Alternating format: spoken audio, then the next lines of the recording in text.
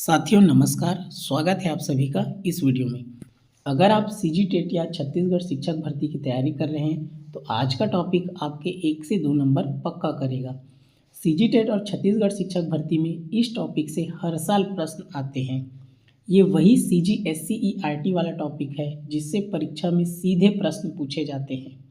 आज हम पढ़ने वाले हैं गणित का स्वरूप और सत्यता की कसौटी, पूरी तरह CGSCERT आधारित 100% वही कंटेंट जो एग्ज़ाम में आता है।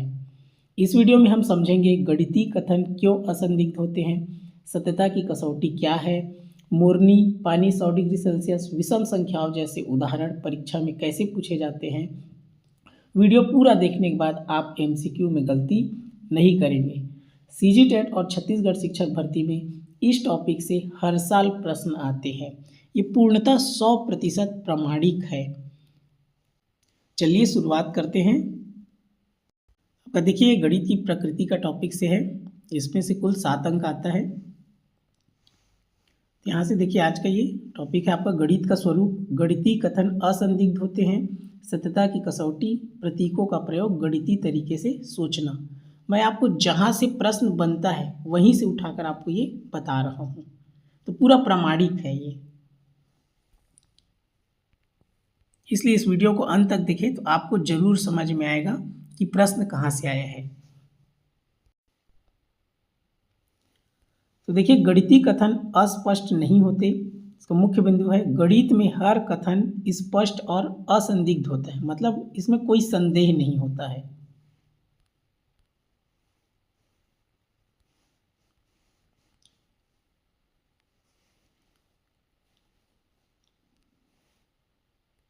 देखिए यहाँ पर गणितीय कथन असंदिग्ध होते हैं। किसी ऐसी गणितीय संकल्पना पर विचार कीजिए जिसमें आप परिचित हैं, जैसे गोला। गोले की परिभाषा स्पष्ट और सुनिश्चित है। यदि कोई वस्तु दी गई हो तो आप यह निश्चित रूप से बता सकते हैं कि वह गोला है या नहीं। क्लियर है? गोला को आप बता सकते हैं निश्चित रूप से। इसी प्रकार गणित में किसी भी संकल्पना की परिभाषा या कोई भी गणितीय कथन असंदिग्ध होता है, यानी कि संदेह की कोई गुंजाइश नहीं रहती है। ऐसा इसलिए है क्योंकि गणित के इस अमूर्त संसार को हम औपचारिक रूप से बनाते हैं, कुछ संगत अभिगृहितों को मानकर। क्लियर हुआ? जैसे गोला को आप निश्चित रूप से, गोला निश्चित है, आप बता सकते हैं, उसमें कोई संदेह नहीं है, वैसे गणित में भी कोई संदेह नहीं रहता। गणितीय परिभाषाएं स्वयं सिद्ध और नियम संदेह की कोई गुंजाइश नहीं छोड़ते। वास्तविक जीवन में शब्दों का प्रयोग अस्पष्ट हो सकता है पर गणित में नहीं। उदाहरण, दैनिक जीवन में आज अस्पष्ट है, गणित में आज का प्रयोग नहीं बल्कि सटीक संख्या या समय का प्रयोग होता है। परीक्षा पॉइंट देखें, गणितीय कथन अस्पष्ट क्यों नहीं होते? क्योंकि वे परिभाषाओं व तर्क पर आधारित होते हैं। एग्जाम लाइन को आपको याद रख लेना है। सत्यता की कसौटी, इसमें सबसे ज़्यादा पूछा गया है आपके व्यापम में, सीजी व्यापम में। देखिए यहाँ से ये प्रश्न आपका बना है, मोरनी सितंबर के आसपास अंडे देती है। ये सीजी व्यापम सहायक शिक्षक भर्ती 2019 में पूछा गया है। यहाँ से इसको इसमें बताना था, इसमें यहाँ से हो गया। देखिए याद रखिए अंडे दे सितंबर में। अगला है आपका, पानी 100 डिग्री सेल्सियस पर उबलता है, 15 को 5 से भाग देने पर शेष 0 बचता है। दो विषम संख्याओं का योग सम संख्या होता है। ये भी सीजी टेट वर्ग 3 में आपका कौन सा है, प्राइमरी लेवल में 2021 में पूछा है। तो इसको हम समझेंगे, ये जो 4 उदाहरण आपका दिया है ये किस प्रकार का है, इसको तो आप याद रखेंगे। ये आपका पूछा गया है, सत्यता की कसौटी, मोरनी सितंबर के आसपास अंडे देती है, पानी 100 डिग्री सेल्सियस पर उबलता है, 15 को 5 से भाग देने पर शेष 0 बचता है, दो विषम संख्याओं का योग सम संख्या होता है। अब इसको एक एक करके समझते हैं कि इसमें कौन से प्रकार का उत्तर आएगा जो कि प्रश्न में आया है। तो यहाँ पर इसको समझेंगे। यहाँ पर देखिए अनुभवजन्य सत्य ऑप्शन में रहता है, यही सब आपका। तो अवलोकन मतलब ऑब्जर्वेशन, प्रयोग, एक्सपेरिमेंट से जांचा जाता है, पूर्णतः निश्चित नहीं, केवल संभाव्यता। अनुभवजन्य सत्य दो प्रकार का है, याद रखेंगे। पहला अवलोकन, दूसरा प्रयोग। ये दो प्रकार का है, दो प्रकार से बता सकते हैं। तो यहाँ पर देखेंगे आपका उदाहरण देखिए, मोरनी अंडे देती है, तो इसको कैसे बताएंगे?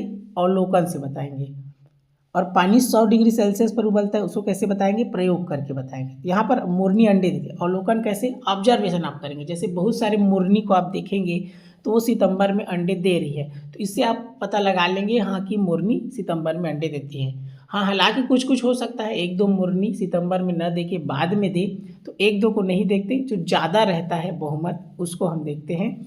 तो बहुत सारे मोरनी को देखकर हम बता सकते हैं अवलोकन करके, ऑब्जर्व करके, कि मोरनी अंडे देती है। इसका उत्तर किस में आएगा? आपका अवलोकन में आएगा। अवलोकन नहीं दिया है तो अनुभवजन्य सत्य इसका ऑप्शन रहेगा सही उत्तर। क्लियर हुआ? वैसे दूसरा है पानी 100 डिग्री सेल्सियस पर उबलता है, तो जरूरी नहीं है 100 डिग्री सेल्सियस ही रहे, आप ज़्यादा भी कर सकते हैं। क्लियर हुआ? इसमें क्या बोल रहे हैं? पानी 100 डिग्री सेल्सियस पर उबलता है, इसको आपको याद रखना है, ये प्रयोग द्वारा करके देखेंगे। 100 डिग्री सेल्सियस पर जरूरी नहीं है। जैसे प्रेशर कुकर, प्रेशर कुकर क्या होता है? हम तापमान को बढ़ा देते हैं, तेज कर देते हैं, तो प्रेशर कुकर सिद्धांत इसी पर है। तो हम प्रयोग करके इसको देख के पता लगा सकते हैं कि पानी 100 डिग्री सेल्सियस पर ही उबलता है कि नहीं, तो उससे ज़्यादा में भी उबल सकता है।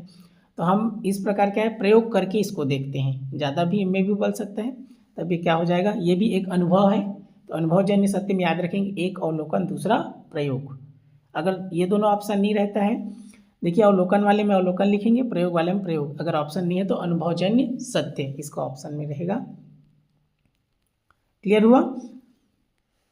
उसके बाद है आपका गणितीय सत्य, सभी परिस्थितियों में सत्य होता है। गणितीय सत्य केवल तर्क और प्रमाण से सिद्ध। यहां पर देखेंगे 15/5 = 3। जैसे इसका तीसरा है, तीसरा उदाहरण उसमें दिया है, शेष क्या हो गया? 0। तो यहाँ पर देखिए, और उसके बाद लिखा है दो विषम संख्याओं का योग बराबर सम संख्या। तो यहाँ पर 15/5 इसको हम क्या कर सकते हैं? इसको भी हम अवलोकन करके, मतलब ऑब्जर्व करके इसको सिद्ध कर सकते हैं। छोटा है तब, जैसे 15/5 है, मतलब हम क्या करेंगे?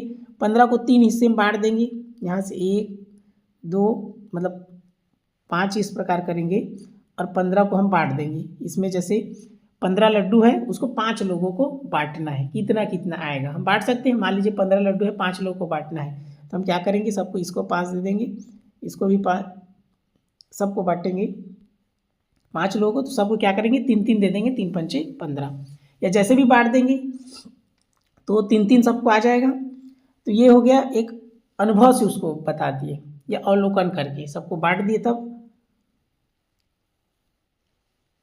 लेकिन बहुत ज़्यादा रहेगा, बहुत बड़ा संख्या रहेगा, तो हम इसको क्या कर सकते हैं? प्रूव नहीं कर सकते हैं। तो उसके लिए गणितीय तर्क का जरूरत पड़ेगा। जैसे ये छोटा है, कम है, तो हम तो बता दिए बांट करके, लेकिन यहीं पर बहुत बड़ा संख्या रहेगा, इस प्रकार से ज़्यादा संख्या रहेगा। क्लियर हुआ? और इसको बांटना रहेगा, तब क्या होगा? हमको इसमें समस्या हो जाएगा, जितना बड़ा संख्या रहेगा। तो उसके लिए गणितीय तर्क का आवश्यकता पड़ता है। तो कम रहेगा तो क्या कर सकते हैं? आप अनुभव से उसको ऑब्जर्व करके बता सकते हैं। क्लियर हुआ? तो कम रहेगा तो इस प्रकार ऑप्शन रहेगा, दो विषम संख्याओं का योग सम संख्या। निगमनात्मक तर्क देखिए, परिभाषा, स्वीकृत नियम और निष्कर्ष। निगमन में हमेशा पहले परिभाषा होता है, नियम से उदाहरण याद रखेंगे। गणित का मुख्य तर्क, यहाँ पर देखिए सभी मनुष्य नश्वर है, राम एक मनुष्य है। निष्कर्ष क्या निकला? राम नश्वर है। परिभाषा, फिर स्वीकृत नियम, फिर निष्कर्ष, ये क्या हो गया? आपका निगमन है। गणितीय उदाहरण देखिए, विषम संख्या 2n+1, तो यहाँ से 2n+1 + 2n+1 = कोष्ठक n1 + n2 + 1 इक्वल क्या निकला? सम संख्या। यहाँ पर क्या है? दो विषम संख्या लिखी। विषम संख्या किसको माने हैं? 2n+1। जैसे कि सिंपल सा है, 3-5, ये दोनों विषम संख्या है। दो विषम संख्या को जोड़ेंगे तो कितना आ गया? देखिए 3-5 = 8 आया। उसी प्रकार लेंगे 5-7, दोनों विषम है, दोनों को जोड़े कितना आ गया? 12। तो ये भी देखिए सम है, 8 भी सम है, 12 भी क्या है? सम है। दो विषम संख्या का योग सम संख्या आ रहा है। इसको तो छोटा छोटा को हम अनुभव से बता सकते हैं। क्लियर हुआ? लेकिन बहुत बड़ा संख्या रहेगा तो उसको अनुभव से नहीं बता सकते, उसके लिए हमको गणितीय तर्क का प्रयोग करना पड़ेगा। तो इस प्रकार ये गणितीय तर्क का प्रयोग करेंगे। अब बहुत बड़ा संख्या हो जाएगा, इस प्रकार मान लीजिए ये दो विषम संख्या इस प्रकार लेंगे, मान लीजिए ये एक संख्या हो गया, ये इस प्रकार ये एक संख्या, ये मान लीजिए ये विषम संख्या हो गया, ये भी एक विषम संख्या हो गया। तो इसको हम इस प्रकार मतलब हमको बहुत बड़ा संख्या रहेगा तो क्या हो जाएगा, हमको परेशानी होगा, टाइम लगेगा। क्लियर हुआ? इसलिए इसके लिए गणितीय तर्क का उपयोग किया जाता है। तो देखिए दो विषम संख्या का योग एक सम संख्या होता है, ये किस में आएगा आपका, निगमन विधि में आएगा, निगमनिक तर्क में आएगा। क्लियर है?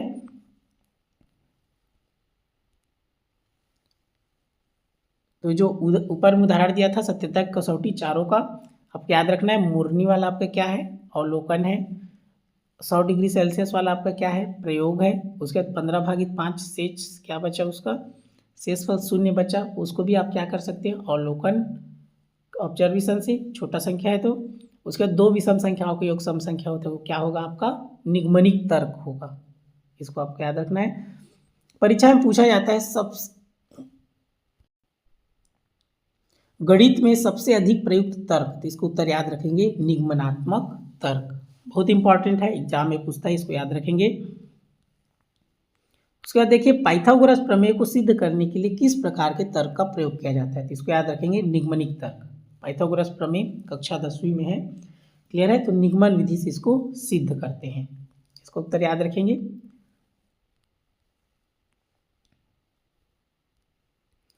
आगमनात्मक तर्क, यहाँ पर देखिए कुछ उदाहरण देखकर सामान्य निष्कर्ष, पूर्ण सत्य नहीं केवल संभावना। उदाहरण, कई कुत्तों को देखा सबकी एक पूंछ। निष्कर्ष, सभी कुत्तों की एक पूंछ होती है। संभाव्यता सब कुत्तों की एक पूंछ होती है। तो देखिए बहुत सारे कुत्तों को देखे तो पहले उदाहरण, फिर क्या लिख रहा, नियम कि सभी कुत्तों की एक पूंछ होती है। तो ये क्या हो जाएगा आपका, आगमनिक तर्क हो गया। मुरनी वाला उदाहरण भी आगमनात्मक है। याद रखेंगे हमने बहुत सारे मुरनी को देखा, सब मुरनी क्या कर रही है, सितंबर में अंडे दे रही है, तो हमने अनुमान लगा लिया उसमें से, हमने मान लिया ऑब्जर्व करके कि सितंबर में अंडे देती है। तो ये भी क्या हो गया, उदाहरण से नियम, मतलब क्या हो गया, आगमनात्मक। क्लियर है?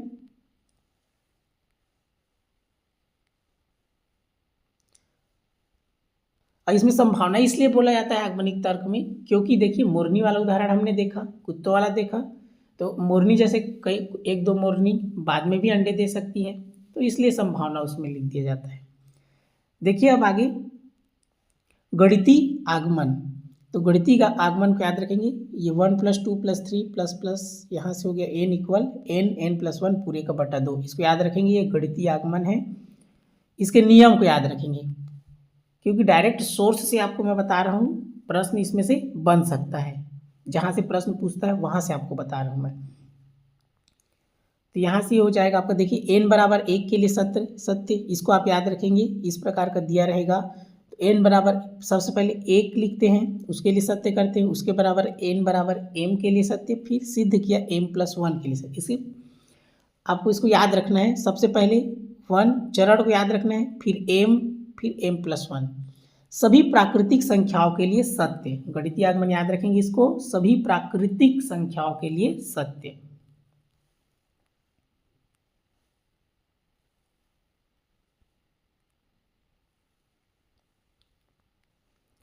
परीक्षा पॉइंट याद रखेंगे, गणितीय आगमन का प्रयोग किसमें होता है, इसको याद रखेंगे, सार्वत्रिक कथनों को सिद्ध करने में। क्लियर है? अगर गणितीय आगमन नहीं लिखा है तो आगमनिक तर्क भी लिखा रहेगा, या सार्वत्रिक कथनों को सिद्ध करने में किसका प्रयोग होता है, तो आगमनिक तर्क का या गणितीय निगमन का। ये आपका प्रश्न पूछा जा चुका है सीजी व्यापम सहायक शिक्षक भर्ती 2019 में। सार्वत्रिक कथनों को सिद्ध करने में किसका प्रयोग होता है, तो आगमनिक तर्क का। अगर ऑप्शन नहीं है तो गणितीय आगमन भी लिख सकते हैं। इसको आप देखेंगे प्रतिवाद या प्रत्युदाहरण, या प्रति उदाहरण भी इसको बोलते हैं, याद रखेंगे, आपका प्रश्न इसमें से बन सकता है। प्रत्युदाहरण या प्रतिवाद का मतलब एक ही होता है, अंग्रेजी में याद रखेंगे काउंटर एग्जाम्पल। तो यहां से देखिए आपका कथन है, अभाज्य संख्या के वर्ग के कम से कम 4 गुणनखंड होते हैं। जैसे इन्होंने कथन बताया, अब प्रतिवाद को समझिए क्या होता है। तो ये आपका ये कथन बता दिए कि अभाज्य संख्या के वर्ग के कम से कम 4 गुणनखंड होते हैं। इसको हमें असत्य सिद्ध करना है, कोई भी एक एग्जाम्पल लेना है और उसको असत्य बताना है। तो एक एग्जाम्पल लिए, जैसे कि अभाज्य संख्या आपका क्या होता है, 2, 3, 5, 7, 11, ये सब अभाज्य संख्या है। अब इसका वर्ग करें, क्या बोला है, वर्ग। तो जैसे इसमें से एक ठो ले लिया, ये 7 ले लिया, तो 7 का वर्ग क्या किए, 49 होता है, 7 सत्ते 49। तो देखिए इसका गुणनखंड क्या होगा, एक के पहाड़ा में 49 आएगा, 7 के पहाड़ा में भी 49 आता है, 7 सत्ते 49, 49 एकम 49। तो देखिए इसका क्या हुआ, 3 गुणनखंड है। लेकिन इसे कथन में क्या बोल रहे हैं, 4 गुणनखंड होना चाहिए। जैसे 1 7 49 कितना ठो है, 3 ठो है ना, 4 ठो तो नहीं आया।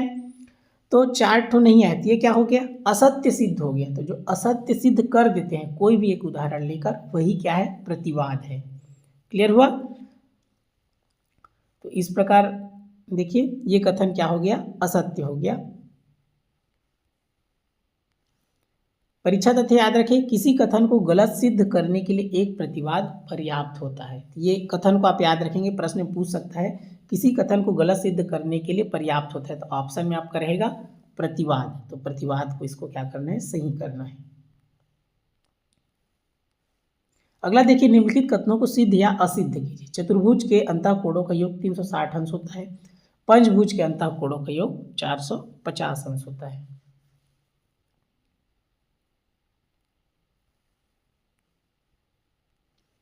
अगला है प्रतीकों का प्रयोग। इसमें से भी आपका सीजी टेट और सीजी व्यापम सहायक शिक्षक भर्ती परीक्षा में प्रश्न पूछा है, इसको आप देखेंगे ध्यानपूर्वक। प्रतीक का प्रयोग यहाँ पर देखिए, 7 और 8 के योग को इसी योग से गुणा करने पर जो प्राप्त होता है वह 8 को 8 से और 7 को 7 से गुणा करने पर और 7 और 8 के गुणनफल के दुगने के योग के बराबर होता है। क्या आपको कुछ समझ आया? अब इसे देखिए, 7 धन 8 पूरे की घात 2 बराबर 7 का वर्ग धन 8 का वर्ग धन 2 गुणा 7 गुणा 8। अब आपको समझ में आया?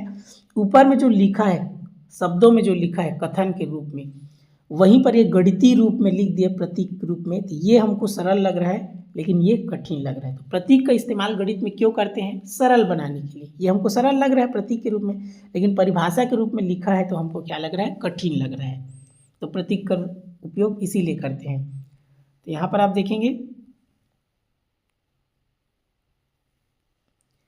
प्रतीक का उपयोग क्यों किए? लाभ, कथन संक्षिप्त, स्पष्ट और प्रभावी बनता है, गणित की शक्ति बढ़ती है। एल्गोरिथ्म, यहां से देखिए ये आपका सीजी व्यापम पूछा जा चुका है। किसी सवाल को हल करने के लिए एक विशेष क्रम में लागू की जाने वाली चरणों की श्रृंखला, ये आपका सीजी टेट में पूछा जा चुका है। तो ये क्या है आपका? एल्गोरिथ्म। एल्गोरिथ्म मतलब प्रक्रिया। आपको याद रखना, जैसे ये भाग दे रहे हैं तो हम सबसे पहले भाग देते हैं 5 एकम 5, फिर ये कट गया, फिर किसको उतारे?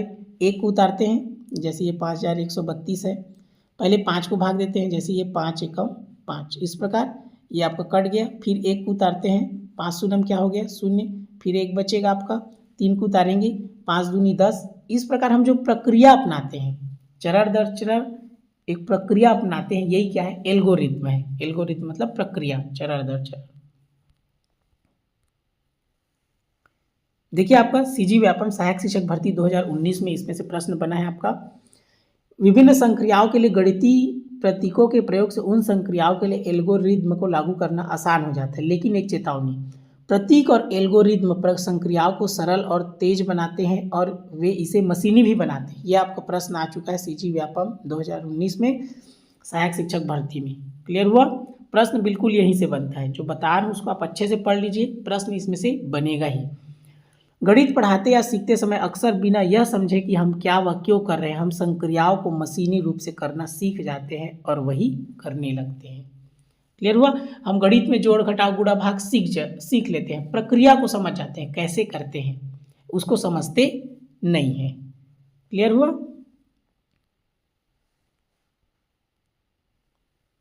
जैसे ये 5132 भागित 5 की भाग विधि, एल्गोरिथ्म मतलब क्रमबद्ध चरण, सीजी टेट 2024 में इसको पूछा है। समस्या, बच्चे प्रक्रिया तो करते हैं, कारण नहीं समझते। जोड़ सीख लिए, घटाव सीख लिए, गुणा सीख लिए, भाग सीख लिए, प्रक्रिया सीख गए, लेकिन हम उसका कारण नहीं समझते। जैसे 2 धन 2 कितना हो गया? 4, हम जोड़ने की विधि समझ गए। ये 4 2 है, ये 2 1 है, इस प्रकार इसको जोड़ते हैं। 2 और 1 3, 4 2 6, इधर दायां भाग से जोड़ते हैं। ऐसा हम प्रक्रिया बता देते हैं, वैसे बच्चे जोड़ते जाते हैं, कारण नहीं समझते।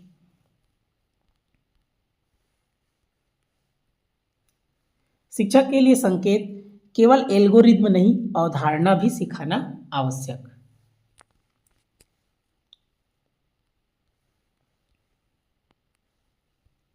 अवधारणा क्या होता है, इससे पहले वाली वीडियो में मैंने बता चुका हूँ। प्रक्रियात्मक और अवधारणात्मक ज्ञान क्या होता है, पिछला वीडियो आप देख सकते हैं जा करके। यहाँ पर देखिए, आप निम्नलिखित में से कौन से तरीके में विश्वास करते हैं और क्यों। बच्ची के एल्गोरिथम सीखने से पहले उसे उसमें शामिल गणित को सीखना चाहिए। बच्ची को एल्गोरिथम के प्रयोग का काफ़ी अभ्यास देना चाहिए, उसे उसमें शामिल गणित को समझाए बगैर। तीसरा है कभी कभी। तो इसका सही उत्तर है क्या है, पहला। बच्ची के एल्गोरिथम सीखने से पहले उसे उसमें गणित शामिल गणित को सीखना चाहिए। क्लियर है, पहला इसका सही उत्तर है। देखिए कुछ प्रैक्टिस कर लेते हैं, एमसीक्यू प्रैक्टिस, इसी से समझ में आएगा प्रश्न कैसे बनता है। आपका पहला है, गणितीय कथन होते हैं। तो गणितीय कथन क्या होता है, असंदिग्ध होता है। दो विषम संख्याओं का योग सम संख्या होता है, किस तर्क से सिद्ध होता है, निगमनात्मक तर्क से। मोरनी वाला उदाहरण है, तो मोरनी वाला उदाहरण क्या है आपका, बताया था आगमनात्मक। मोरनी वाला उदाहरण आगमनात्मक है। किसी कथन को असत्य सिद्ध करने के लिए पर्याप्त है क्या, एक प्रतिवाद। इसको याद रखेंगे। गणितीय आगमन का प्रयोग होता है, तो किस लिए होता है, सभी n के लिए कथन सिद्ध करने में। नेचुरल नंबर, प्राकृतिक संख्या। गणितीय कथन के असंदिग्ध होने का मुख्य कारण है, इसका असंदिग्ध मतलब कोई संदेह नहीं, किस लिए, सटीक भाषाओं का प्रयोग। निम्न में से कौन सा कथन गणितीय सत्य नहीं है, तो गणितीय सत्य नहीं है बोल रहा है, तो कौन सा हो जाएगा आपका, पानी 100 डिग्री सेल्सियस पर उबलता है। बाकी को हम गणित से सत्य कर सकते हैं, जैसे 15 को 5 से भाग देने पर शेष शून्य, ये भी गणित से हो जाएगा। दो विषम संख्याओं के योग सम संख्या होते हैं, ये भी गणित से होगा। 2 एक सम संख्या भी। पानी 100 डिग्री सेल्सियस पर उबलता है, इसको हम प्रयोग करके देखेंगे, उबाल के देखेंगे, ये गणितीय सत्य नहीं है। तो ऑप्शन सी इसका सही उत्तर। मुर्री सितंबर के आसपास अंडे देती है, यह सत्य किस प्रकार का है, तो किस प्रकार का आपका, एक तो आगमनात्मक रहेगा तब तो सही रहेगा, नहीं तो अनुभवजन्य है। ये क्लियर हुआ, अनुभवजन्य से या अवलोकन रहेगा तब, तो अनुभव से हम इसको बता सकते हैं। गणित में सत्यता की कसौटी मुख्यतः आधारित होती है किस पर, तर्क और संगति पर। निम्न में कौन सा तर्क गणित में सर्वाधिक प्रयोग होता है, तो गणित में सबसे अधिक प्रयोग कौन सा होता है, निगमनात्मक। दो विषम संख्याओं का योग सम संख्या होता है, सिद्ध किया जाता है किस प्रकार, बीजीय रूप में 2n+1 से। आगमनात्मक तर्क की सीमा क्या है, अब इसको आप याद रखेंगे। इसमें देखिए दो प्रकार के दिए, यह सार्वत्रिक सत्य सिद्ध करता है, यह केवल संभाव्यता बताता है। वैसे तो ऑप्शन में दोनों नहीं रहेगा, जैसे इसमें आपको सोर्स में बताया गया है संभाव्यता कौन सा वाला के लिए है, जैसे मोरनी वाला ऑप्शन है, क्लियर है, वो भी आगमनात्मक है, लेकिन संभावना रहता है कुछ मोरनी सितंबर में नहीं देगा, बाद में दे देगा, इसलिए संभाव्यता बताए। सार्वत्रिक कथन किस लिए है, जैसे नेचुरल नंबर, प्राकृतिक संख्या का सिद्ध किए n वाला, उसके लिए सार्वत्रिक कथन है। तो वैसे आगमनात्मक तर्क, वैसे दोनों ऑप्शन नहीं रहेगा, एक ही रहेगा। तो आप क्या है, एक रहेगा जैसे संभाव्यता रहेगा तो भी आपको लिखना है, सार्वत्रिक सत्य रहेगा तो भी आपको लिखना है आगमनिक तर्क में। क्लियर हुआ। अगर जैसे दोनों रहेगा आपका, जैसे गणितीय आगमन जो है सार्वत्रिक सत्य सिद्ध करने के लिए, आगमनात्मक तर्क क्या है आपका, संभावना वाले के लिए है। तो यहाँ पर हम लेते हैं इसका, यह केवल संभाव्यता बताता है। और यहीं पर गणितीय आगमन रहता है तो किसको लेते हैं, यह सार्वत्रिक सत्य सिद्ध करता है। क्लियर हुआ। अगर दोनों है तो किसको लेना है, ये दोनों ऑप्शन अगर है तो केवल संभाव्यता बताता है लेना है, अगर गणितीय आगमन रहता तो सार्वत्रिक सत्य सिद्ध करता है, इसको लेते हैं। निम्न में से कौन सा कथन आगमनात्मक तर्क का उदाहरण है? यहाँ पर देखेंगे कई कुत्तों को देखकर निष्कर्ष निकालना, पहले उदाहरण फिर नियम। गणितीय आगमन का प्रयोग होता है, तो ये देखिए अभी जस्ट बताया, गणितीय आगमन कौन सा? सभी प्राकृतिक संख्याओं के लिए कथन सिद्ध करने में।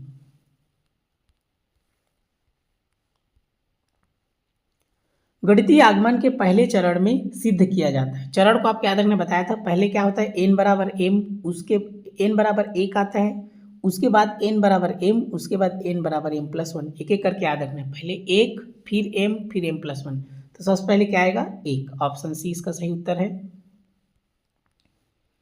यदि कोई n बराबर m के लिए सत्य मान लिया जाए तो अगले चरण में सिद्ध किया जाता है। तो n बराबर m है तो उसके बाद क्या आएगा? n बराबर m प्लस 1। ये ऑप्शन बी इसका सही उत्तर है।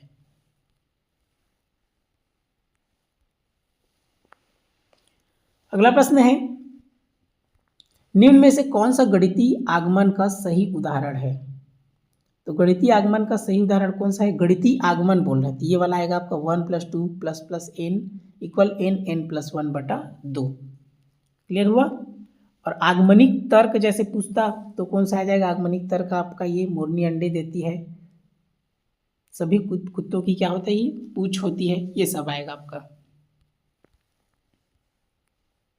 अगला प्रश्न है, किसी कथन को असत्य सिद्ध करने के लिए पर्याप्त होता है, क्या होता है? एक प्रतिवाद।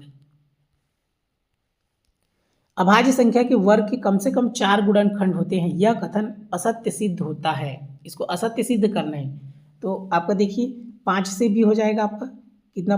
5 × 5 = 25 होता है, 5 का वर्ग क्या होता है? 25। तो 1 और 5 और 25, 5 × 5 = 25 होता है, 25 से कम 25 होता है, और 1 25 होता है, इसका 3 गुणनखंड आया। वैसे ही 7 का स्क्वायर करोगे तो 49 आएगा। तो 49 किस में आता है? 1 के पहाड़े में 49 आता है, 7 के पहाड़े में 49 आता है, 49 के पहाड़े में 49 आता है। तो 3 गुणनखंड हुआ, इसका भी 3 गुणनखंड हुआ। और वैसे ही 11 का भी हो जाएगा, 11 का वर्ग क्या होता है? 121 होता है। तो 121, 1 के पहाड़ा में 121 आता है, 11 के पहाड़ा में 121 आता है, 121 के पहाड़ा में 121, तो 3 ही गुणनखंड आया। क्लियर हुआ? जबकि वो क्या बोल रहा है? 4 गुणनखंड होता है अभाज्य का, वर्ग करेंगे तो क्या हो गया? ये सभी इसका आ जाएगा। तो इसका ऑप्शन डी इसका सही है, इनमें से सभी। अगर इस प्रकार नहीं रहेगा तो कोई एक को आप देख लेंगे जिससे 3 आए। क्लियर हुआ? अगर तीनों ऑप्शन नहीं रहेगा तो कोई एक ऑप्शन रहेगा जिसमें केवल 3 गुणनखंड आएगा। अगला है, प्रतिवाद का मुख्य उद्देश्य है कथन को असत्य सिद्ध करना। अगला प्रश्न है, प्रतीकों का प्रयोग गणित में क्यों किया जाता है? कथन को संक्षिप्त व स्पष्ट बनाने हेतु। निम्न में से प्रतीकात्मक लेखन कौन सा है? प्रतीकात्मक मतलब गणितीय रूप में, इस प्रकार शब्दों में नहीं है, अंकों में। 7 पूरे का होल स्क्वायर वाला, ये वाला है आपका प्रतीक, मतलब अंक के रूप में। एल्गोरिथम का सही अर्थ है क्या है? क्रमबद्ध चरणों की विधि। पुस्तक के अनुसार एल्गोरिथम की मुख्य समस्या है, क्या होता है? बच्चे कारण नहीं समझ पाते, ये इसका सही उत्तर है। शिक्षा को एल्गोरिथम सिखाते समय क्या ध्यान रखना चाहिए? अवधारणा प्लस प्रक्रिया, दोनों प्रकार को उसको ध्यान देना है। निगमनात्मक तर्क की शुरुआत होती है तो किसे होता है? परिभाषा से या स्वयं सिद्ध से। पहले नियम फिर उदाहरण, निगमन विधि। अगला है, निम्न में से कौन गणितीय सत्य की विशेषता नहीं है? तो विशेषता क्या क्या है इसका? सार्वत्रिक, तर्क संगत, असंदिग्ध, ये तीनों विशेषता है। तो ऑप्शन सी इसका सही हो जाएगा क्योंकि नहीं पूछ रहा है। सभी मनुष्य नश्वर है, राम मनुष्य है, यह उदाहरण है किसका है? निगमनात्मक का। आगमनिक तर्क और गणितीय आगमन में मुख्य अंतर है, तो इसको याद रखें, गणितीय आगमन सार्वत्रिक सत्य सिद्ध करता है। क्लियर है? अगर गणितीय आगमन ऑप्शन में नहीं है तो आगमनिक तर्क भी लिख सकते हैं।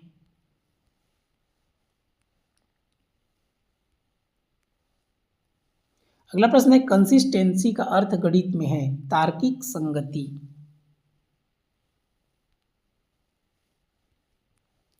निम्न में से कौन सा अनुभवजन्य सत्य है? तो अनुभव से हम किसको बता सकते हैं? 2 एक सम संख्या है, 9 बराबर 3 के स्क्वायर। अनुभव से हम पानी उबलता है, उसको उबाल के देख लेंगे तो अनुभव से बता सकते हैं। ऑप्शन सी इसका सही उत्तर है।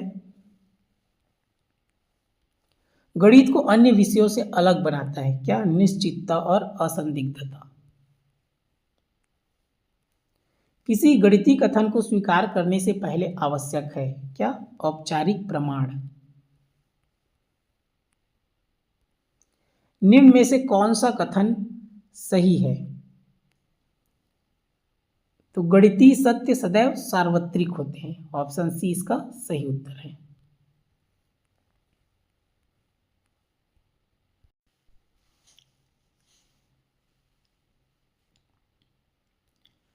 आगे देखिए, गणितीय तरीके से सोचना। गणितीय तरीके से सोचना क्या है? इसमें से भी आपका सीजी टेट और सीजी व्यापम में प्रश्न आया है। आप देखिए, आगे आपको समझ में आ जाएगा। जब हम गणित की समस्या हल करते हैं तो हम केवल गणना नहीं करते बल्कि कुछ मानसिक प्रक्रियाओं से गुजरते हैं। अब यहाँ पर आप इस चित्र को देखिए। यहाँ पर ये बच्चा क्या कर रहे हैं? यहाँ पर ये जो टेबल है, टेबल को क्या करने की कोशिश कर रहे हैं? ये दरवाजा है। अब जो टेबल है, क्या टेबल का जो चौड़ाई है वो दरवाजे की चौड़ाई से ज़्यादा है, तो अंदर वो नहीं जा पा रहा है, तो वो सोच रहा है। यहाँ पर महिला उसका मदद कर रही है कि वो बोल रही है कि टेबल को क्या करो, तिरछा करो। तो तिरछा करो तो वो चला जाएगा। मतलब वो उसको बता रही है कि उसको टेबल का जो विकर्ण है और कर्ण के बारे में, विकर्ण और कोण के बारे में उसको समझा रही है। तो इस प्रकार यहाँ से देखेंगे, गणितीय तरीके से सोचना यही है। गणितीय तरीके से सोचने की क्षमता हमें अपने दैनिक जीवन की समस्याओं को हल करने में मदद करती है। पहले वो सोच रहा था, उसके बाद उसका हल निकाला, उसको महिला ने उसको सुझाव दिया कि इसको तिरछा करो करके। मतलब उसको बता रही है कि इसका कर्ण और कोण के बारे में उसको समझा रही है। तो इस प्रकार पहले हम क्या करते हैं? सोचते हैं। तो इसका मानसिक प्रक्रिया है, इसको आपको याद रखना है, एग्जाम में इसको पूछ सकता है। तो इसका क्रम को याद रखना है। सबसे पहले क्या होता है? विशिष्टीकरण, उसके बाद पैटर्न पहचानना, फिर अनुमान लगाना, उसके बाद व्यापकीकरण, उसके बाद सिद्ध या असिद्ध करना। क्रम को आपको याद रखना है, प्रश्न में इसको पूछ सकता है। यही गणितीय सोच है, इसको आपको याद रख लेना है। यहाँ पर देखिए, ये आपका ये उदाहरण, इसको याद रखेंगे। एएम और जीएम। एम मतलब होता है आपका समांतर माध्य, अरिथमेटिक मीन, और जीएम मतलब होता है जियोमेट्रिक मीन, गुणोत्तर माध्य। जैसे दो संख्या लेते हैं 1 और 3, तो समांतर माध्य का सूत्र होता है, याद रखेंगे, a + b/2। जैसे a का मान 1 दिया है, b का मान 3 दिया है और बटा 2, तो 3 1 4/2 मतलब कितना आ गया? 2 आ गया। इसी को ये बताया है। क्लियर हुआ? अब इसमें रखेंगे जियोमेट्रिक मीन में 1 और 3 को, तो इसका याद रखेंगे, गुणोत्तर माध्य का सूत्र होता है कर्णी AB, मतलब √AB होता है। तो रूट हो गया, a का मान 1 और b का मान कितना दिया है? 3, तो इसका उत्तर कितना होगा? कर्णी 3, 3 एकम 3। क्लियर हुआ? इस प्रकार कोई भी संख्या दिया रहे, आपको फार्मूला में रखना है, बस याद रखना है समांतर माध्यक होता है a + b/2 और गुणोत्तर माध्यक होता है कर्णी AB। क्लियर हुआ? तो उस मान को रख देना है, तो उसका उत्तर आता जाता है। ये देखिए, इसका आया है कर्णी 3। तो दो धनात्मक संख्या 1 और 3 लिए, तो यहाँ पर समांतर माध्य क्या आया आपका? 2। गुणोत्तर माध्य क्या आ गया? कर्णी 3। तो कर्णी 3 का मान होता है 1.732। इसको याद रखेंगे, भाग विधि से इसको निकालेंगे तो इसी प्रकार इन सब को आप निकाल के देखेंगे। क्लियर हुआ? तो अब निकाल के देखेंगे तो यहाँ से आपको क्या समझ में आएगा? जैसे कि 1 और 3 को लिए थे, अब 2 और 2 को लेंगे, तो समांतर माध्य निकालेंगे तो क्या हो जाएगा? 2 धन 2/2। तो 2 और 2 कितना होगा? 4, और 4 में 2 का भाग देंगे, कितना आएगा? 2। इसका गुणोत्तर माध्य निकालेंगे तो कर्णी AB मतलब 2 × 2, तो 2 दूनी 4, और 4 का वर्गमूल कितना होता है? 2। तो दोनों में 2 और 2 आया। इसी प्रकार 3 और 27 को रख लेंगे, 3 को A और 27 को B मान लेंगे, तो इस प्रकार 15 और 9 आएगा। 20 और 25, 20 को A मानेंगे, 25 को B मानेंगे, और इस प्रकार इस फार्मूला में रखेंगे, तो ये इसका उत्तर आएगा। अब इसको बताने का कारण ये है, ये आपको सोर्स से है, इसको आप हल कर लीजिए। यहाँ से हमको क्या समझ में आ रहा है? देखिए, समांतर माध्य 2 है, गुणोत्तर माध्य कर्णी 3 का मान 1.732 होता है। समांतर माध्य 2 है तो गुणोत्तर माध्य 2, समांतर माध्य 15 है तो गुणोत्तर माध्य 9 है। तो यहाँ पर हमको ये समझ में आ रहा है, ये समांतर माध्य 45/2 है, मतलब कितना हो गया? 22.5 होगा लगभग। 22.5 आएगा, इसका 10 करनी 5। तो इसको हम ये समझ में आएगा इन सबको देखने पर कि समांतर माध्य गुणोत्तर माध्य से बड़ा है या फिर बराबर है, ये हमको समझ में आ रहा है। समझ में आया ना? देखिए सब में क्या है, गुणोत्तर माध्य इसमें बस बराबर है, बाकी सब में समांतर माध्य क्या है, बड़ा है। देख लीजिए 15/9 से बड़ा है, 2 करनी 3 से बड़ा है, 45/2 10 करनी 5 से बड़ा है। तो हमको ये समझ में आया समांतर माध्य गुणोत्तर माध्य के या तो बड़ा होता है या बराबर होता है, इससे हमको ये समझ में आया है। अब इसको क्यों किए? पैटर्न पहचानना, पहले विशिष्टीकरण फिर पैटर्न पहचानना। तो हर स्थिति में क्या हो गया, गुणोत्तर समांतर माध्य गुणोत्तर माध्य से या तो बड़ा है या बराबर है, इसको देखकर हमको समझ में आया। बराबरी केवल तब जब दोनों संख्याएं बराबर हो। बराबर कब हुआ? जब 2 और 2 लिए हैं तब बराबर हुआ है। क्लियर हुआ?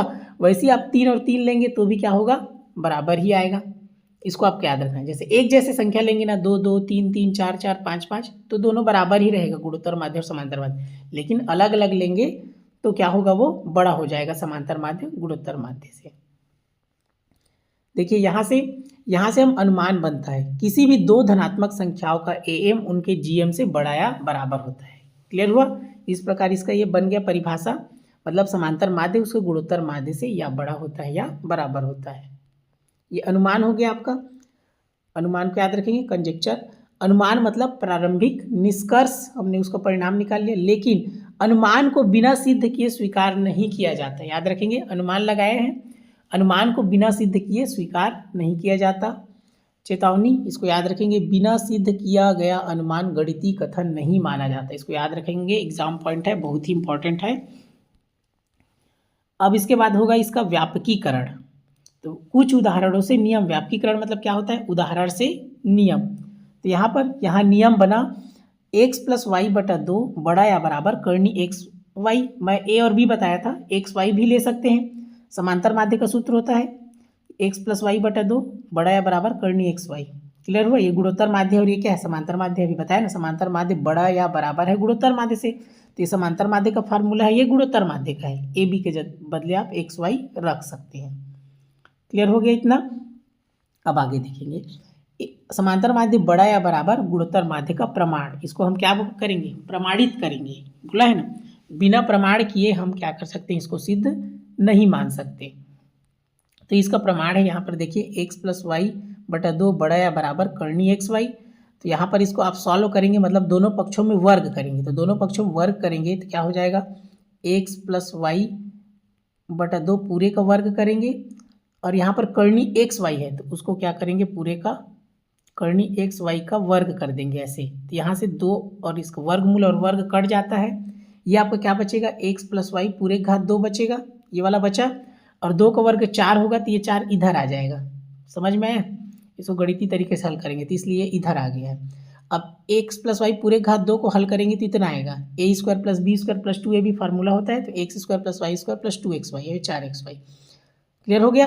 अब 4xy को इधर लाएंगे तो ये x² + y², अब ये 2xy है, 4xy इधर आएगा तो प्लस का क्या हो जाएगा, माइनस। तो 4 में से 2 घटाएंगे, क्या बचेगा, 2 बचेगा। 4 बड़ा है इसलिए प्लस रहेगा, जैसे 2xy है और -4xy है। तो 4 में से 2 घटाएंगे तो आपका 2 बचेगा, लेकिन बड़ी संख्या का चिन्ह लगता है। तो 4 और 2 में 4 बड़ा है इसलिए -2xy, तो इसलिए -2xy हो गया। तो कौन सा फार्मूला बन गया, a - b पूरे घात 2, मतलब x - y पूरे घात 2, ये तीनों को मिलकर ये फार्मूला बन गया। क्लियर है इतना? अब यहाँ से देखिए, अब इससे क्या समझ में आया, हमेशा सत्य, क्योंकि किसी संख्या का वर्ग ऋणात्मक नहीं होता। याद रखेंगे, किसी भी संख्या का वर्ग ऋणात्मक नहीं होता। जैसे आप -2 पूरे घात 2 लेंगे तो क्या हो जाएगा, -2 गुणा -2 इस प्रकार होगा।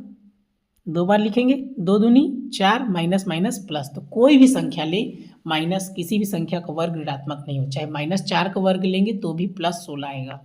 इसका कहने का मतलब ये है।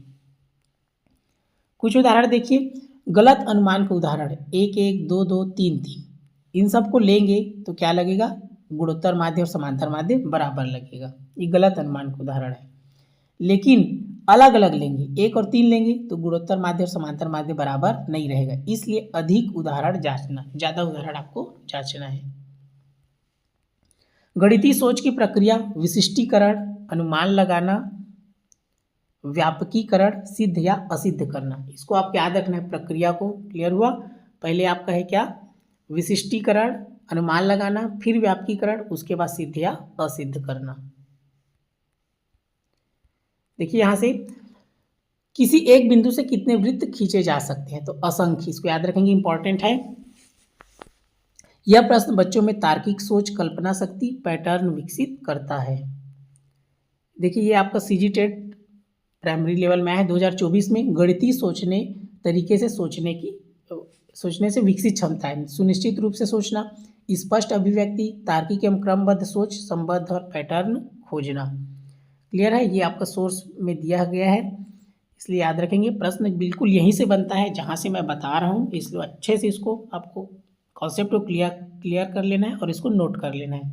ये आपका दिया है। देखिए तो आपने महसूस किया होगा गणितीय प्रश्नों को हल करने की से किसी व्यक्ति की निम्नलिखित क्षमताएं बढ़ती है। सुनिश्चित रूप से सोचने की क्षमता, स्पष्ट तरह से व्यक्त करने की क्षमता, तार्किक और क्रमबद्ध तरीके से सोचने की क्षमता, पैटर्न और संबंधों को तलाशने की क्षमता। ये आपका प्रश्न आ चुका है। देखिए एमसीक्यू प्रश्न, गणितीय तरीके से सोचने की पहली अवस्था है तो क्या है, विशिष्टीकरण, अभी जस्ट सॉल्व किए हैं। दूसरा है, देखिए एएम और जीएम को उदाहरण पुस्तक में किस उद्देश्य से दिया गया है, गणितीय सोच की प्रक्रिया समझाने हेतु। पैटर्न पहचानने के बाद अगला चरण होता है, तो कौन सा होता है इसका, इसका उत्तर है अगला चरण क्या आएगा, इसका उत्तर ऑप्शन बी, अनुमान।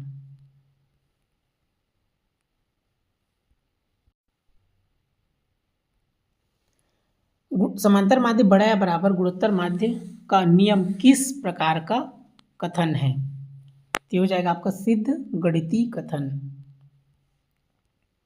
एम बराबर जीएम कब होता है, दोनों बराबर कब होगा, जब दोनों संख्याएं बराबर हो, जैसे कि 2 2 3 3 4 4 बराबर रहेगा, दोनों बराबर आ जाएगा।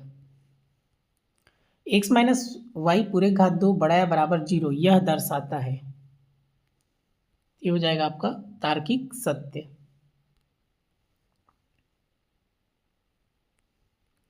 गणित में अनुमान को स्वीकार किया जाता है, कब स्वीकार करेंगे, सिद्ध होने के बाद।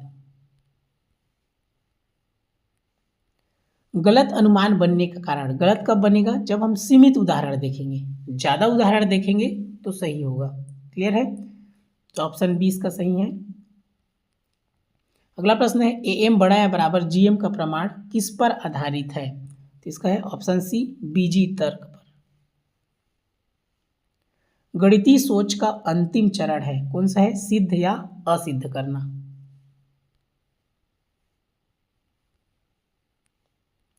किसी बिंदु से असंख्य वृत्त खींचे जा सकते हैं, यह प्रश्न विकसित करता है कल्पनात्मक व तार्किक सोच। गणितीय सोच का संबंध है प्रक्रिया प्लस तर्क से। जनरलाइजेशन का अर्थ है, इसका उत्तर है कौन सा, सार्वत्रिक नियम बनाना। एम और जीएम का संबंध लागू होता है सभी धनात्मक संख्याओं पर, याद रखें किस पर, सभी धनात्मक संख्याओं पर। गणितीय सोच का उद्देश्य है तार्किक क्षमता का विकास। कंजेक्चर का अर्थ है, इसका अर्थ क्या है, अनुमान, इसको याद रखेंगे, कंजेक्चर का अर्थ अनुमान, इंपॉर्टेंट है। बिना सिद्ध अनुमान को गणित में स्वीकार नहीं किया जाता, बहुत ही इंपॉर्टेंट है, याद रखेंगे इसको भी। एएम बड़ा या बराबर जीएम का बराबरी का केस कहलाता है सीमा केस। मैथमेटिकल थिंकिंग बच्चों में क्या विकसित करता है, तार्किक और क्रमबद्ध सोच। पैटर्न पहचानना किसका भाग है, गणितीय सोच का। एम बड़ा या बराबर जीएम नियम किस अध्याय में है, गणितीय तरीके से सोचना।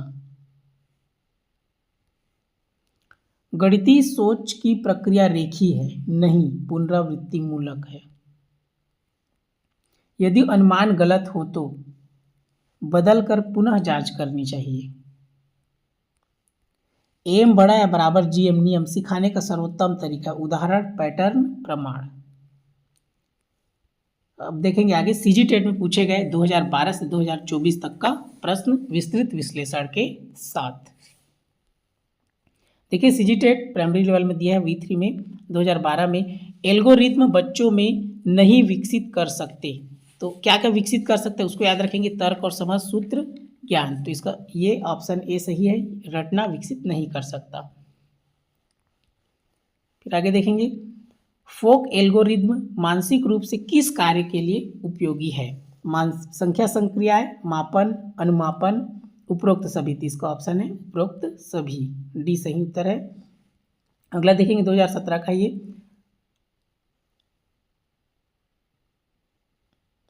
आपका है संख्या संक्रियाओं को बताते समय रिक्त स्थान के समझ पर जोर देना चाहिए। तो इसका उत्तर है पैटर्न पर आपको जोर देना है। अगला प्रश्न है गणितीय शिक्षण में कॉलम क्या समझाने के लिए उपयोगी है? समवृत्त वर्गों के वक्र को, सममिति को, ए और बी दोनों। तो ऑप्शन सी इसका सही है। इसका विश्लेषण आप देख लेंगे।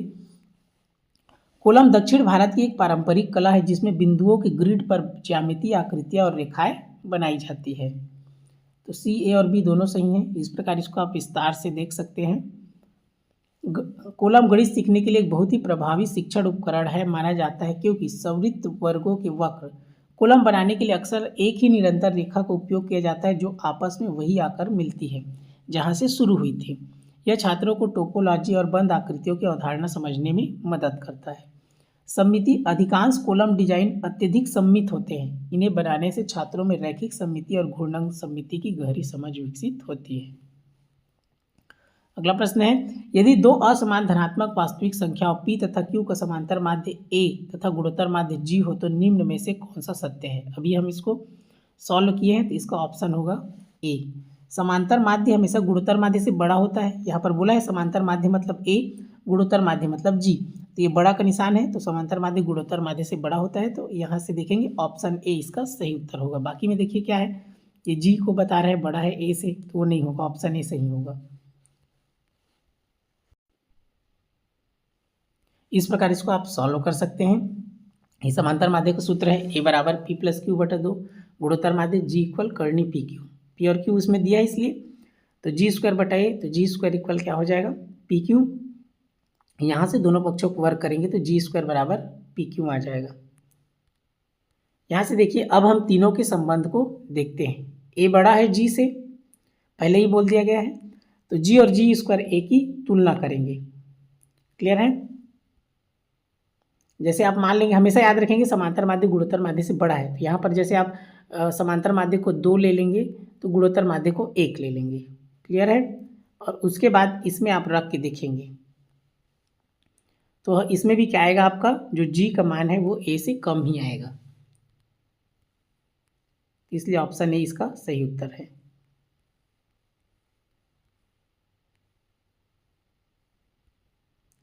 आगे देखिए दो विषम संख्याओं का योग एक सम संख्या, इसे आप कैसे सिद्ध करेंगे? इसको आप बता चुका हूं इससे पहले। तो इससे देखिए अवलोकन ऑब्जर्वेशन वाला तो मुरनी वाला बताया था, या अनुभविक तरीके से। प्रयोग वाला कौन सा है, पानी उबलता है वो वाला है। दो विषम संख्याओं का योग एक सम संख्या है। तो विषम संख्या बहुत बड़ा संख्या भी हो सकता है जिसमें बहुत हमको, तो इसलिए हम उसको गणितीय तर्क से करेंगे, वो भी कौन सा, निगमन विधि से, निगमनात्मक तर्क से। तो ऑप्शन सी इसका सही उत्तर है। इस प्रकार ये है निगमनात्मक तर्क, आप इसको सॉल्व कर सकते। यहाँ देखिए ऐसे कथन जो स्वयं सिद्ध कथनों से तर्क द्वारा प्राप्त किए जाते हैं, तो कौन सा कहलाएगा? इसका ऑप्शन डी सही है, प्रमेय। गणित की संरचना को समझने के लिए इन 4 मुख्य शब्दों का अर्थ जानना जरूरी है। यहाँ पर देखिए स्वयं सिद्ध कथन, ये वे बुनियादी सत्य होते हैं जिन्हें सिद्ध करने की आवश्यकता नहीं होती, इन्हें मान लिया जाता है। जैसे एक बिंदु से दूसरे बिंदु तक एक सीधी रेखा खींची जा सकती है। जैसे एक बिंदु है, ये दूसरा बिंदु है, दोनों से एक रेखा खींच दी, तो इसको हमको सिद्ध करने की जरूरत नहीं है, अपने आप में सिद्ध हो गया। क्लियर हुआ? तो ये स्वयं सिद्ध हो गया। प्रमेय देखिए ये वे कथन होते हैं जिन्हें स्वयं सिद्ध कथनों और पूर्व स्थापित नियमों के आधार पर तर्क द्वारा सिद्ध किया जाता है। प्रश्न में इसी के बारे में पूछा गया है। जैसे कि आप पाइथागोरस प्रमेय जैसे रहता है, तस्वीर में पढ़े होंगे, पाइथागोरस प्रमेय लिखकर सिद्ध कीजिए। तो उसको क्या करते हैं, पहले से परिभाषा दिया है तो तो उसको क्या करते हैं, कथन दिया है, उसको हमको क्या करना रहता है, सिद्ध करना रहता है। तो वो प्रमेय है, पाइथागोरस प्रमेय लिखकर सिद्ध कीजिए। या फिर लिखा रहता है कर्ण का वर्ग शेष दो भुजाओं के वर्गों की योगफल के बराबर होता है, वो भी क्या है, कथन है, एक परिभाषा है। तो उसको हमको क्या करना रहता है, सिद्ध करना रहता है। तो ये क्या हो जाता है, एक प्रमेय होता है। या थेल्स प्रमेय लिख कर सिद्ध कीजिए, चतुर्भुज के चारों अंतःकोणों का योग 180 अंश होता है, ये भी क्या है, एक प्रमेय है। तो पहले से परिभाषा दिया है, कथन दिया है, क्लियर। तो ये उसके बाद है आपका उपपत्ति। तो प्रमेय को सिद्ध करने के लिए जो तार्किक चरणों की श्रृंखला अपनाई जाती है उसे उपपत्ति कहते हैं। अब 10वीं में पढ़े होंगे, थेल्स प्रमेय लिख कर सिद्ध कीजिए, तो जिस प्रक्रिया से उसको हम सिद्ध करते हैं वो उपपत्ति है, और लास्ट में जब आता है वो सिद्ध हो जाता है तब वो प्रमेय कहलाता है कि थेल्स प्रमेय सिद्ध हुआ। वैसे ही पाइथागोरस प्रमेय लिख कर सिद्ध कीजिए, शुरू में दिया रहता है कर्ण का वर्ग शेष दो भुजाओं को वर्गों के योग के बराबर होता है, उसको जिस पद्धति से हम सिद्ध करते हैं वही उपपत्ति है उसका, फिर सिद्ध हो जाता है तो वो प्रमेय कहलाता है। उसके बाद आपका दिया है परिभाषित या अपरिभाषित शब्द। गणित में कुछ शब्द जैसे बिंदु, रेखा बुनियादी तौर पर अपरिभाषित रखे जाते हैं ताकि आगे की परिभाषाएं बनाई जा सके। अगला है प्रत्येक अभाज्य संख्या के दो गुणनखंड होते हैं, प्राथमिक स्तर पर इसे सिद्ध करने के लिए किस पद्धति का पालन करना चाहिए। तो प्राथमिक स्तर में हमेशा हम किसका यूज करते हैं, आगमनात्मक का। प्राथमिक है तो हमेशा आगमन याद रखेंगे। गणित शिक्षा में विशेष रूप से प्राथमिक स्तर पर बच्चों को अवधारणाएं समझाने के लिए आगमनात्मक पद्धति सबसे प्रभावी मानी जाती है। आगमनात्मक पद्धति, इसमें हम पहले कई विशिष्ट उदाहरण देते हैं, फिर छात्र उन उदाहरणों के आधार पर सामान्य नियम बनाते हैं। जैसे कि इसमें बोला गया है, क्या बोला गया, जैसे प्रश्न में है प्रत्येक अभाज्य संख्या के दो गुणनखंड होते हैं, तो हम बच्चे को यहाँ से समझाएंगे अभाज्य संख्या के दो गुणनखंड होते हैं। जैसे अभाज्य संख्या पहले बताइए, ये 2 है, ये 3 है, ये 5 है, ये 7 है, जैसे आपका ये हो गया। तो यहाँ से देखेंगे जैसे 2 है, 2 केवल 1 के पहाड़ा में आता है और 2 के पहाड़ा में आता है। वैसे 3 1 के पहाड़ा में आता है और 3 के पहाड़ा में आता है। 5 1 के पहाड़ा में आता है, 1 पंचे 5, 5 एकम 5। तो इस प्रकार देखिए इसके सबका दो गुणनखंड आ रहे हैं। तो इस प्रकार हम पहले बहुत सारा उदाहरण बताएंगे, उसके बाद उसको नियम बताएंगे, क्लियर। इसी पर 7 लेंगे तो 1 सत्ते 7, 7 एकम 7, तो इस प्रकार उनको बताएंगे।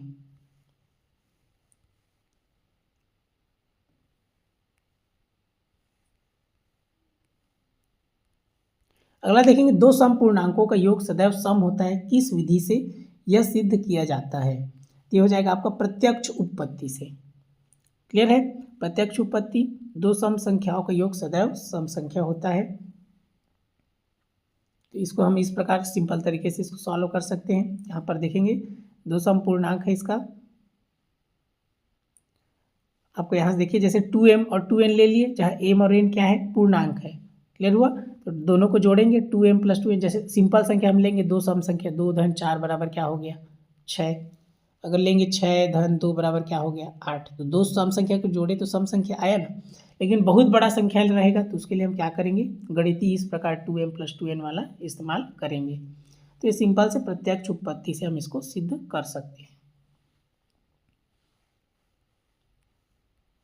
अगला है निम्नलिखित में से गणित की प्रकृति का संबंध किससे नहीं है। तो इसका संबंध है शुद्धता से, विशिष्ट क्रम से, स्वरूप से। तो विस्तारित अभिव्यक्ति से नहीं है, तो ऑप्शन सी इसका सही उत्तर है। अगला देखिए सहायक शिक्षक भर्ती 2019 सीजी व्यापम का आपका ये प्रश्न देखिए आया है, नीचे दिए गए किस कथन की सत्यता की कसौटी की जांच केवल आनुभविक तरीके से की जा सकती है। तो अनुभव से किसको कर सकते हैं हम, मोरनी सितंबर के आसपास अंडे देती है। 100 डिग्री सेल्सियस किससे, प्रयोग से कर सकते हैं, क्लियर हुआ। 12/4 तो सितंबर के आसपास अंडे देती है। बहुत सारे मोरनी को हम देखेंगे तो सितंबर के आसपास देती है, 1-2 को अगर नहीं देगा तो भी चलेगा। तो ये कौन सा होगा, मोरनी वाला।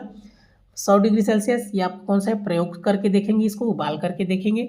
12/4 से पूर्णतः विभाजित होता है, तो छोटा है तो इसको हम अवलोकन से ऑब्जर्व करके भी बता सकते हैं कि 12 को 4 लोगों को बराबर बराबर हम बांट देते हैं। जैसे 12 लड्डू है तो 4 लोगों को हम बांट देते हैं, 1 2 3 4, 12 लोग को, 12 लड्डू को 4 लोग को, तो कितना कितना आएगा, यहाँ से ये 3-3 हम सबको बांट देंगे। तो इसको हम अनुभाविक तरीके से इसको क्या कर सकते हैं, ऑब्जर्वेशन से अवलोकन करके बता सकते हैं। लेकिन याद रखेंगे दो विषम संख्याओं का योग हमेशा एक सम संख्या होता है। इसको किससे, निगमनात्मक तर्क से बताएंगे, क्योंकि बहुत बड़ा संख्या रहेगा, लाखों करोड़ों में रहेगा, तो हमको क्या लगेगा, टाइम लगेगा, क्लियर हुआ, बहुत समय लगेगा, तो उसको हम अनुभव से नहीं बता सकते। तो ऑप्शन बी इसका सही उत्तर है। अगला प्रश्न है, गणितीय संक्रियाओं को सरल, तेज और मशीनी बनाता है, तो इसको बताया हूं प्रतीक और एल्गोरिथ्म। अगला है देखिए, ऐसी प्रक्रिया जो किसी कथन को सभी स्थितियों में सिद्ध करे। सभी स्थिति में सिद्ध कौन करता है? देखिए गणितीय आगमन या फिर आगमनिक तर्क। बताया हूं दोनों रहे, गणितीय आगमन रहेगा तो भी सही है, आगमनिक तर्क है तो भी सही है। अगला प्रश्न है, गणितीय प्रश्नों को हल करने से किसी व्यक्ति की निम्नलिखित क्षमताएं बढ़ती है। तो सुनिश्चित रूप से सोचने की क्षमता सही है, पैटर्न और संबंधों को ढूंढने की क्षमता ये भी सही है, तथ्यों को स्मृति में धारण करने की क्षमता ये नहीं है, तार्किक और क्रमबद्ध तरीके से सोचने की क्षमता ये सही है। तो कौन कौन सा सही है? ए, बी, डी। तो किसमें है? ऑप्शन डी इसका सही उत्तर है।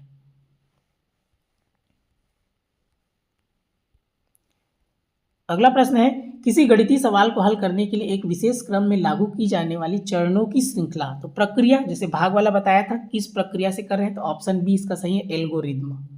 तो ये बी इसका सही होगा, एल्गोरिथ्म इसमें आएगा। अगला प्रश्न है, दो विषम संख्याओं का योग हमेशा एक सम संख्या होता है। तो इस कौन सा तरीका से? निगमनात्मक तर्क से इसको हल करते हैं। क्लियर हुआ? ये निगमन विधि से आपका हल होगा। इसको देखिए 2 बार पूछ दिया है, इंपॉर्टेंट है बहुत। इसका अंतिम प्रश्न है, ये वाला ही बताएं, पाइथागोरस प्रमेय को सिद्ध करने के लिए हम जिस तर्क का उपयोग करते हैं वह है। देखिए जिस सोर्स में बताएं वहीं से प्रश्न आए हैं, बहुत ही इंपॉर्टेंट है। तो देखिए यहाँ से इसका उत्तर कौन सा हो जाएगा? आपका निगमन विधि हो जाएगा। ऑप्शन बी इसका सही उत्तर है, निगमनिक तर्क। तो ये रहा आज का। मैंने प्रयास किया अपनी तरफ से आपको एकदम सही प्रामाणिक आपको कंटेंट दे सकूँ करके। बहुत प्रामाणिक कंटेंट है, जहाँ से प्रश्न बनता है वहीं से उठाकर आपको बताया हूँ। बहुत अच्छे से ध्यानपूर्वक इसको पढ़ लीजिए, ध्यान कर लीजिए, नोट कर लीजिए, एग्जाम में प्रश्न बनेगा ही बनेगा। आज हमने सीखा, गणितीय कथन असंदिग्ध होते हैं, सत्य की कसौटी में अनुभवजन्य और गणितीय सत्य का फर्क, और CGSCRT के वही उदाहरण जो परीक्षा में पूछे जाते हैं। मेहनत आपकी, सही दिशा हमारी, सफलता तय है।